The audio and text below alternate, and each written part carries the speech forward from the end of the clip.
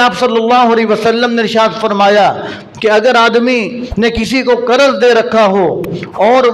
جب قرض کا وقت پورا ہو جائے تو آدمی اس کو اور وقت دے دے اور وقت دے دے، اس کے لیے آسانیاں پیدا کرتا رہے، تو یہ آسانیاں پیدا کرنا اللہ تبارک و تعالیٰ اس کی بخشش کا سامان بنا دیتے ہیں۔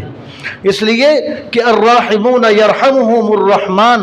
فرمائے کہ جو رحم کرنے والے ہیں رحمان ان پر رحم کرتا ہے۔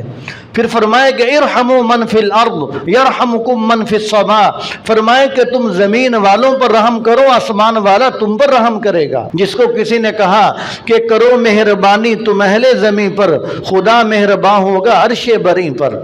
تو آدمی زمین والوں پر جب رحم کرتا ہے تو آپ صلی اللہ علیہ وسلم نے فرمایا کہ ارحموا من فی الارض،